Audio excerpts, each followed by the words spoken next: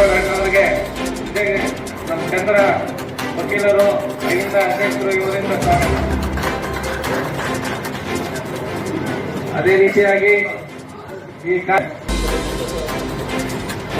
ರೀತಿಯಾಗಿ ಭೂಮಿ ಸಮಾಜದ ಅಧ್ಯಕ್ಷರು ನಮ್ಮ ಆತ್ಮೀಯರು ಆದಂತ ಸಾಮಾನ್ಯ ಅವರನ್ನ ಸ್ವಾಗತಿಸಬೇಕಾಗಿ ಕೇಳ್ಕೊಳ್ತೇನೆ. ಅದೇ ರೀತಿಯಾಗಿ ತಾಲೂಕು ಗ್ಯಾರಂಟಿ ಸಮಿತಿಯ ಅಧ್ಯಕ್ಷರು ಆತ್ಮೀಯರಾದಂತ ನಾಗಮೂರ್ತಿಗೌಡ ಉಮಾಶಾಲಿ ಸಮಾಜದ ಮುಖಂಡರು ಕಾಂಗ್ರೆಸ್ ಮುಖಂಡರಾದಂತಹ ರಾಜ ಅವರನ್ನು ಕೂಡ ಸ್ವಾಗತಿಸಬೇಕಾಗಿ ಕೇಳ್ಕೊಳ್ತೇನೆ. ಡಿಸಿಸಿ ಉಪಾಧ್ಯಕ್ಷರು ಆತ್ಮೀಯರು ಆದಂತಹ ಯತೀಂದ್ರ ಅವರನ್ನ ಕಲ್ವಾದಿ ನಮ್ಮ ಆತ್ಮೀಯರು ಕಾಂಗ್ರೆಸ್ ಪಕ್ಷದ ಮುಖಂಡರು ದಲಿತ ಅವರನ್ನು ಸ್ವಾಗತಿಸಬೇಕಾಗಿ ಕೇಳ್ಕೊಳ್ತೇನೆ.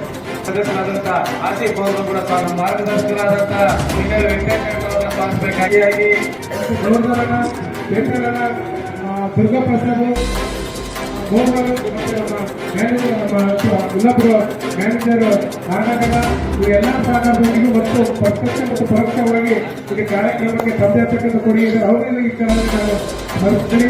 ಅದೇ ರೀತಿಯಲ್ಲಿ ಕೂಡ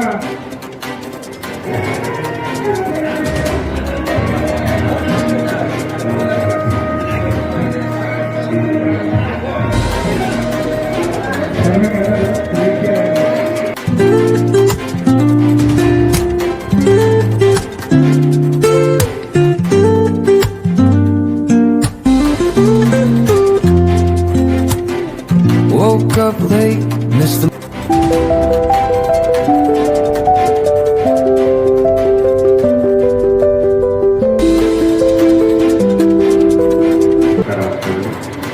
ಇವತ್ತೇನು ಶ್ರೀ ಮೊಟ್ಟಮೊದಲನೇದಾಗಿ ದೇವರಾಜೋತ್ಸವದ ಜನ್ಮದಿನೋತ್ಸವ ಹಾಗೂ ಶ್ರೀ ರಾಜೀವ್ ಗಾಂಧಿ ಅವರ 81ನೇ ಜನ್ಮೋತ್ಸವವನ್ನು ಅಲ್ಲಿ ನಮ್ಮ ಮಾಜಿ ಸಚಿವರು ಬಡವರ ಬಂಧು ದೀನ ದಲಿತರ ನಾಯಕರಾದಂತಹ ಶ್ರೀ ನಾಗೇಂದ್ರಣ್ಣನವರು ಈ ಕಚೇರಿಯಲ್ಲಿ ಇವತ್ತೇನು ಹಮ್ಮಿಕೊಂಡಿರೋದು ಬಹಳ ಸಂತೋಷದ ವಿಚಾರ.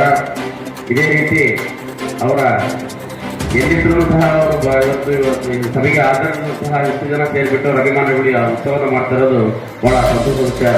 ಅದಕ್ಕಾಗಿ ಎಲ್ಲರಿಗೂ ಒಂದು ಕಡೆ ಇನ್ನೊಮ್ಮೆ ನಾನು ಧನ್ಯವಾದ ಹೇಳ್ತಿದ್ದೀನಿ.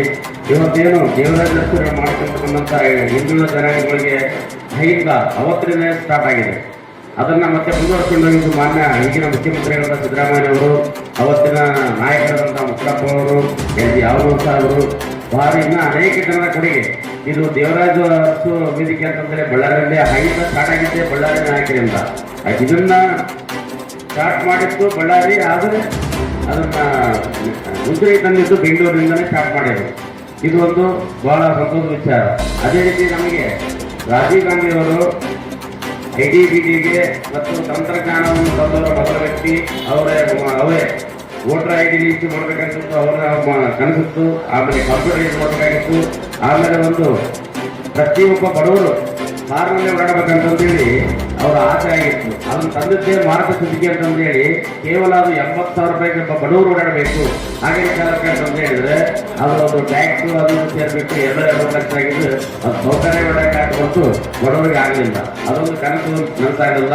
ಈಗ ಅದು ದಾಟುವ ನಮ್ಮ ಶಾಸಕರು ಮಾಜಿ ಮಂತ್ರಿಗಳು ನಮ್ಮ ಸನ್ಮಾನ್ಯ ನಾಗೇಂದ್ರನವರ ಆಫೀಸಲ್ಲಿ ಇಬ್ಬರು ಮಹಾನ್ ವ್ಯಕ್ತಿಗಳ ದೇವರಾಜರಸು ಮತ್ತು ನಮ್ಮ ಈ ರಾಜ್ಯದ ಮುಖ್ಯಮಂತ್ರಿ ಮಾಜಿ ಮುಖ್ಯಮಂತ್ರಿಗಳು ದಿವಂಗತ ದೇವರಾಜರಸವರು ಮತ್ತು ನಮ್ಮ ದೇಶದ ಮಾಜಿ ಪ್ರಧಾನಮಂತ್ರಿಗಳು ಮತ್ತು ಯುವಕರ ನಾಯಕರು ಇವತ್ತು ಏನಾದರೂ ಈ ದೇಶದ ಯುವಕರಿಗೆ ಒಂದು ಆದ್ಯತೆ ಅವಕಾಶ ಸಿಕ್ಕಿದೆ. ಅವರ ಕಾರಣರು ಭಾರತ ರತ್ನ ಪುರಸ್ಕೃತರಾಗಿರ್ತಕ್ಕಂಥ ನಮ್ಮ ರಾಜೀವ್ ಗಾಂಧಿ ಸಾಹೇಬರ ಒಂದು ಜನ್ಮ ದಿನಾಚರಣೆ ಈ ದಿನ 2 ಮಹತ್ತರವಾಗಿರ್ತಕ್ಕಂಥ ಜನ್ಮ ದಿನಾಚರಣೆ ಈ ದಿನ ಮಾಡ್ತಾ ಇದ್ದೀವಿ.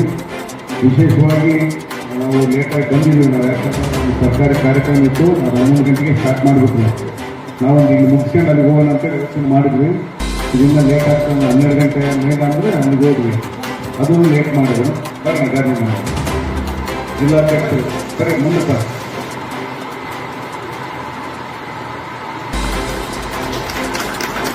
ಈ ಕಾರಣಕ್ಕೋಸ್ಕರ ನಾವು ಸ್ವಲ್ಪ ತಡವಾಗಿ ಬಂದು ದಯಮಾಡಿ ಕ್ಷಮೆ ಇರಲಿ ಎಲ್ಲರಿಗೂ. ಇವತ್ತು ನಾವು 2 ಮಹತ್ತರವಾಗಿರ್ತಕ್ಕಂಥ ಮಹಾನ್ ವ್ಯಕ್ತಿಗಳ ನಾವು ಇವತ್ತು ಜನ್ಮ ದಿನಾಚರಣೆ ಆಚರಣೆ ಮಾಡ್ಕೊಳ್ತಾ ಇದ್ದೀವಿ. ಈ ಸಂದರ್ಭದಲ್ಲಿ ನಮ್ಮ ರಾಜೀವ್ ಗಾಂಧಿ ಸಾಹೇಬ್ರ ಬಗ್ಗೆ ನಾನು ಮಾತಾಡ್ತೀನಿ.